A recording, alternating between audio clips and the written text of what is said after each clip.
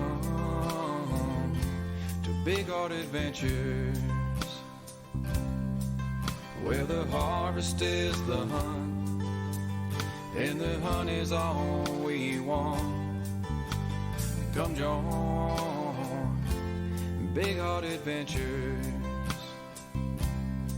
'cause there's a world outside the door that we might as well explore.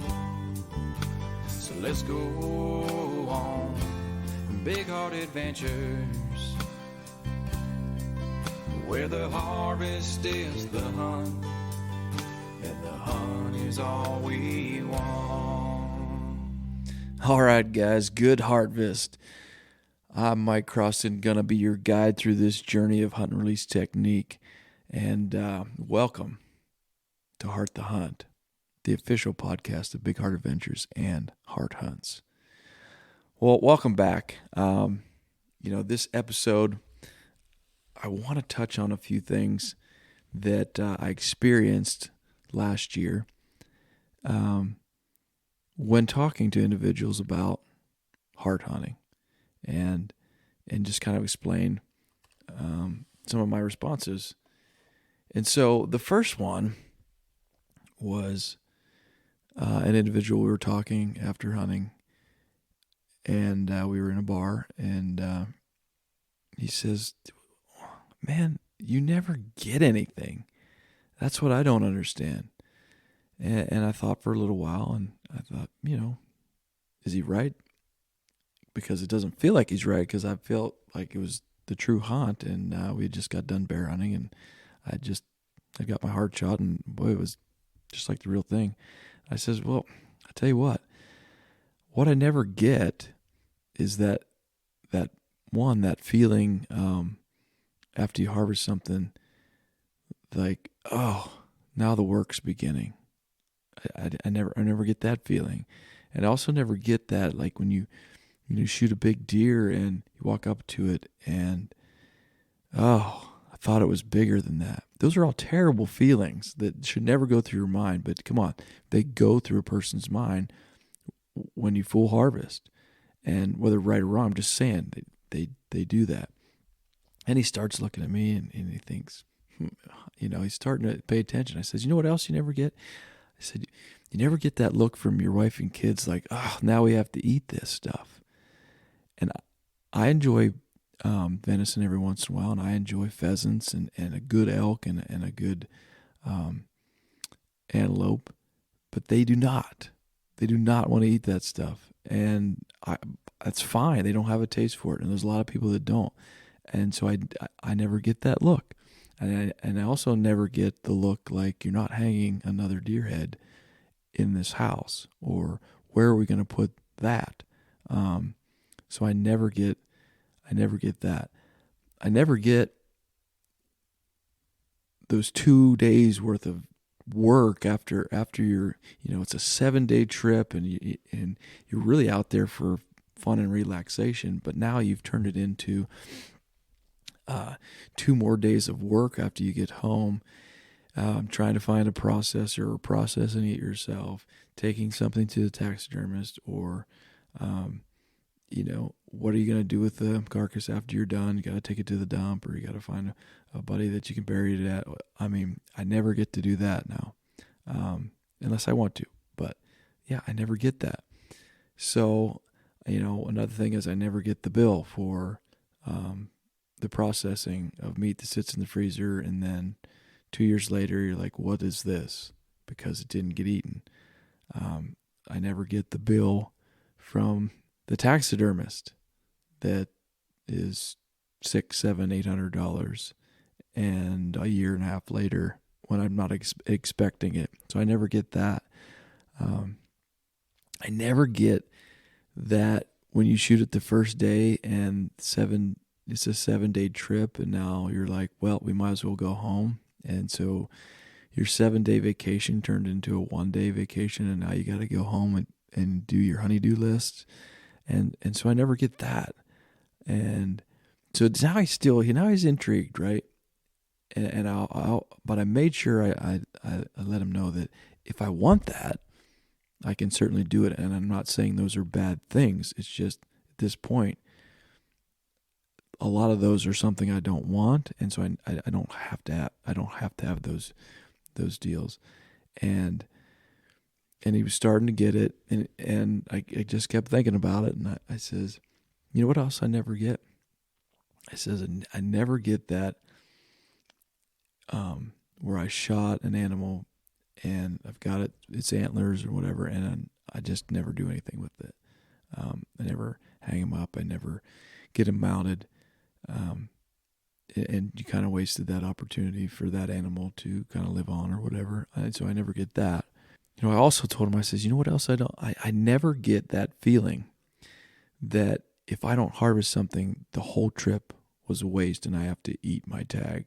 Like, I'm not focused on that. I never get that feeling. So that's one of the great things about H.A.R.T is you're always just focused on the hunt. You're always focused on the moment and where you're at, who you're with, and the animal that you're going after. And it's not about, if I don't accomplish this, I'm a failure. So I never get that feeling of I've got to get this done, or it's going to be a complete disaster.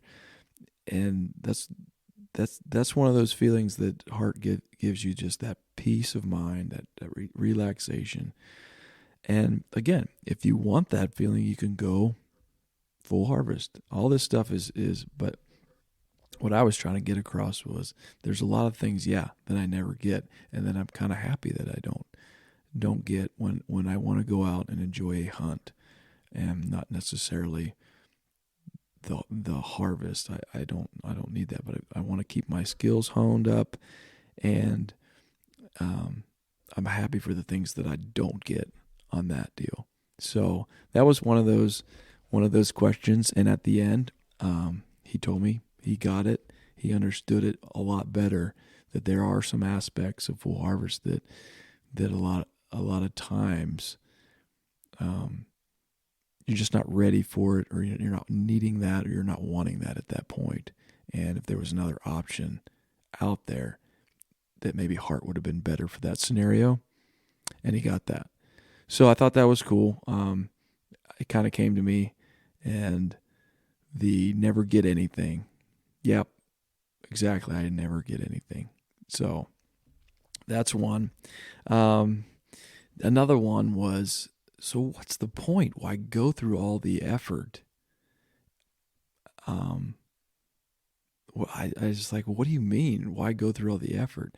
I says, why not go through all the effort? I says, you would rather just get dropped off and 2 seconds later shoot something and go back home. I says, the effort is what makes the hunt. The effort is what makes the memories. It makes the experience. And when you talk about the effort, it begins from the very beginning of deciding what you would want to hunt. And then you decide where you want to hunt. And then you decide how to make it happen. And in that process, you learn about the area, you learn about the animal you're going to hunt, and you learn what it's going to take to get there, tag-wise, logistic-wise, and you research all that stuff. And that's a big part of the journey, the knowledge you gain. And now you're on the journey, right? And then you're going there. And maybe it's a 7-day hunt, and you have to plan, and you have to pack, and when you get there, you've got to do some more planning and how you're going to attack it, and then the wind, and where are these animals at, and you hadn't been there to scout, so first couple of days might be scouting, and all these things, and the weather, and that's the experience. That's the point. The point is to have that experience, to overcome things, to see if you can be one with nature, as they say, and get in there and hone your hunting skills, hone your outdoor skills to a point where when you're ready to full harvest, you're good at it, and you'll be able to make an ethical, clean, quick harvest. That's the point of full harvest, right? The point of full harvest is for meat. End of story. So when you're ready to go hunt for meat, you go hunt for meat. If you're going for the experience, yeah, okay, that's the point, the experience. So if you're going to hunt for meat, it's not dramatic.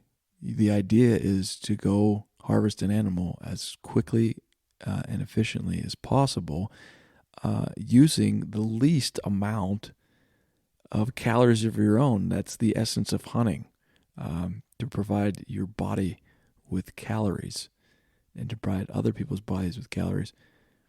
And so, in true fashion of going to harvest meat, it's not that dramatic, right? But the true honing your skills to be a quick, efficient hunter takes time, and it takes the point. It's the part that takes the longest, to become a hunter. Once you're an efficient hunter, it doesn't take that long because you're good. You're good at it. It's becoming that, and it's keeping those skills, because it doesn't take long to lose those skills. I'm telling you, if you don't hunt a lot all the time, from year to year, if you're only hunting once, I mean, you just the skills need to be honed. And I like H.A.R.T for honing the skills. So at the end of the day, why go through the effort? To keep my skills honed. 1. 2, because the effort is the journey, and the journey is what I'm after. And I think the journey is what most people are after. And so that's the point. And so after saying that, he understood it. He says to me, he says, well, I just like shooting things and then getting meat. I says, well, good. Are you good at it? And he's like, yeah. I said, you get close, and yeah. And so I said, there's nothing. So the point of view is going out and getting meat as fast as you can and getting home. Good. That's good. That's what you want to do, and that's how you are doing it. So we both agreed there was a point to both of what we did. So interesting conversations all the way around. I think we had another one. What was that one? Oh, yeah.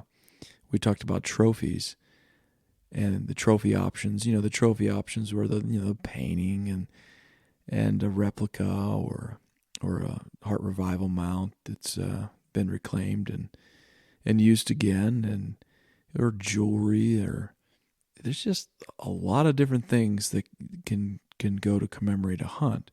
And we talked about, well, it's not the same. It's not exactly the same.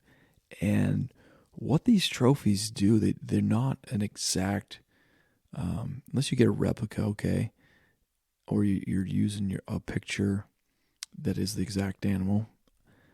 But it doesn't have to be the exact animal, because what you're representing with these trophies isn't necessarily the animal. It's the culmination, it's the entirety of the hunt. So let's say, for example, my H.A.R.T hunt up in British Columbia for moose, was able to H.A.R.T 4 moose through the time, saw a lot more moose, but was able to H.A.R.T 4. And when I came back, I found a trophy. It was just a set of moose antlers that were in a garage, dusty. I wasn't, it took a little while to see if they were if they were replicas or they were real. They were real, and so I got them cheap. And the funny part is, I got to looking at them, and they represented to me the culmination of in the entirety of the entire British Columbia moose hunt, because in one way they looked like the moose that was too far out. It was just a giant moose. But if you looked at them another way, they were the moose in the water. And if you looked at them another way, they were the moose that was the second H.A.R.T shot, I think, right outside the cabin. And so it's funny, but it's representative of that moose hunt. And every time I look at them, it's not one animal I see, it's the entire hunt. And sometimes I don't even see an animal in my mind. I see an event, or Proximo or Dan, or Proximo's dad, those memories are ingrained in that trophy, and it's not. It didn't have to be the animal. It didn't have to be the exact animal or look exactly like the animal. And the same goes for the bighorn sheep part. Got a replica set that look fairly similar, so they look more like the actual animal. But at the end of the day, it represents. When I look at them, I think of how long it took me to finally see those animals and then get my heart shot. And when I did, it was just one of the greatest hunts because it took a long time, and I actually didn't think it was going to come together. And when it did, it was just crazy to see those horns and the replica that I have. Just reminds me of all that stuff. So does it have to be the exact animal? And I says, no, it doesn't have to be exact animal. It has to be a representation of that hunt and what that hunt means to you. And it doesn't have to be an animal at all. The bear hunt with Proximo, I got a necklace his mom made me. And that to me, like, I can wear it, and that symbolizes that. And it's way better for me than a mount of a bear or in that respects a painting of a bear. And then I've got a painting of a bear also for the one up in Montana we did with the legend. And that, it's not a painting of the exact bear and her cubs, but it's so similar to the situation that I can look at it and remember it. And these are the memories of the hunt. And they're so much more special than just the memories of that one animal, because it's just like Proximo said, moose hunting is 15 days of sitting there waiting for 10 seconds. So if you put all your eggs in the 10-second basket of shooting that moose, you miss 15 days of experience. I mean, think about it. You miss 15 days of experience and enjoyment if all you're worried about is that 10 seconds when that moose comes out and you can take a shot. That's what H.A.R.T's about, the 15 days. And the trophy there is to remember those 15 days and the opportunity you had. So yeah, so we've answered the question, you never get anything. We've answered the question why, what's the point, and we've answered the question, well, it's not the same animal. It's not the same trophy. It's a representation of your hunt, and if you're H.A.R.T hunting, it represents it well. You just pick what you want. There's a lot of opportunity for you to describe your hunt with remember your hunt with a trophy that helps you do it. So those conversations have been really interesting, and everybody's been respectful. And at the end, I think everybody understands where everybody's coming from. And another thing about the conversations that we deal with are landowners and how they feel about it. And ever more I see landowners that they have great properties and great wildlife, and they just don't allow hunting. And for one reason or another, it could be the safety aspect of it. It could be you just don't know if the person's going to be respectful of your property or whatever. But when we talk to them about H.A.R.T hunting, it's like instantly their first reaction is, well, you can come on anytime you want, and not without even asking. Like we'd sit there and we'd, what are you guys doing here? And we'd tell them all about it. We weren't asking for permission, and we'd instantly get permission. Whenever you guys want to come up, go ahead. You just give a call and you can do whatever you want. And I think that what happens is they realize if you're going out and putting in through the effort to go hunting, that and you're not full harvesting, you're just enjoying the opportunity you're given. I think they know that you respect things. You respect the land, you respect the animal, and you probably respect them and their property. And so I think that's what happens is they're like, okay, these guys have some respect. And you can see that right away because of what they're doing. And so that was really an eye-opener of when we would talk to people. And so so there's some of the conversations, and all the conversations have been good, even the ones where we just don't agree on how it works for another person, because they're just they're into full harvest, and that's the point. I mean, that's the point down the middle, right? That's the point where you're a full harvest person. You're in the prime of it. I was a full harvest person. I was in the prime of it, but on the outside edges of it, man, when I was young, I would at heart, because I just wanted to be out there seeing animals. And if a person with a farm would have said, well, you can't full harvest, but you can certainly go hard all you want, I'd have been out there every day, honing my skills and being with wildlife, learning their nuances and what their behaviors, right? I think if I had that opportunity, I would have taken it and not even worried that I couldn't full harvest, because at some point I could take those skills and go full harvest somewhere. So the conversations we've had, they're all leading up to some opportunity to get H.A.R.T hunting mainstream, to get it, out there to where people are doing it and people are letting people do it. So I just thought that this little podcast, this short podcast, I could share with you some of the conversations that and the questions that we had. But I really like the you never get one. I mean, because there's a lot of things that come with full harvest that in the end that people say, man, yeah, I get that. I wish that wasn't a part of it, but it is. And if you're going to full harvest, you have to accept that. And, that's the part of full harvest that is another challenge too. And I think that what H.A.R.T does there, just one last thing, but what H.A.R.T does there on that, at those aspects, it teaches you to respect that there will be another level to this. And when you're ready for it, you decide. But when you're not ready for it, it's probably better for you to hunt and release until you're willing to pack out an elk, 5 miles on your back, 3 trips, 4 trips, whatever it's going to take, if you got a buddy or something.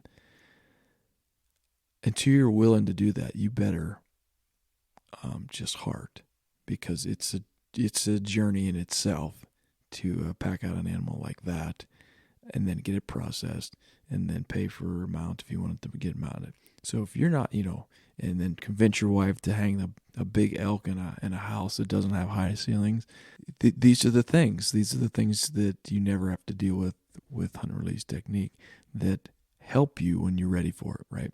Help you to say, hey, okay, I'm ready. I'm set up now. I've got permission to bring it in. We know what we're gonna do with the meat. We're gonna turn in the jerky for the kids, and I'm gonna do this and that. But until then, let's H.A.R.T.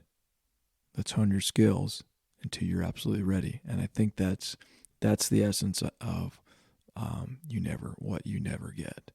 So, anyways, that's just some insight in some of the conversations. I'm just super excited about this year to come.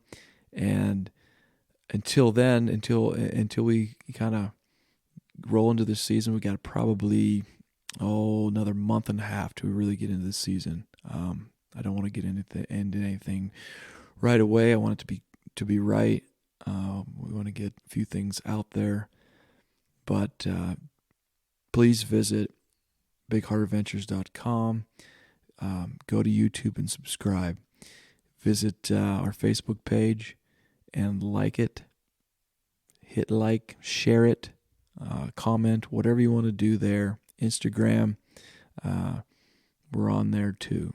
So until we meet again, take care of your neighbor and H.A.R.T the hunt. We ain't here for a long time, just a good time.